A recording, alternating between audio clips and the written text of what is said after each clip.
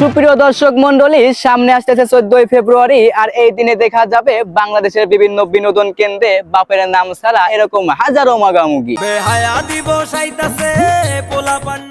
সুপ্রিয় দর্শক মন্ডলী, আপনার ছেলে মেয়ের দায়িত্ব আপনার প্রতি, খেয়াল রাখবেন বেশি বেশি, না হলে কিন্তু আবারও জন্ম নিবে এরকম অবৈধ ছেলে মেয়ে।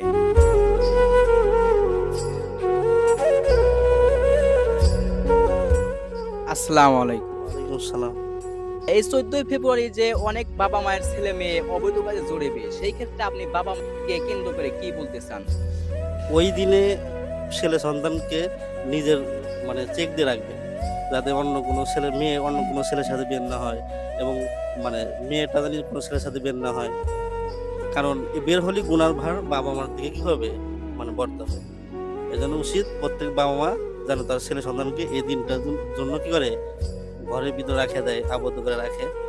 এবং বিভিন্ন ধরনের যে এই দিবসটা পালন করলে কোরআন শরীফ পড়ুক, নামাজ পড়ুক, এর মাধ্যমে হয়ে যাবে। কিন্তু এই যে একসাথে ঘোরাঘুরি করা, এটা ইসলামে জায়েজ না।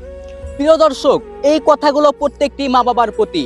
আপনার সন্তানকে স্বাধীনভাবে ঘুরতে দিয়েন না, ছেলে মেয়ে যেন অবৈধ কাজে না জড়িয়ে যেতে পারে।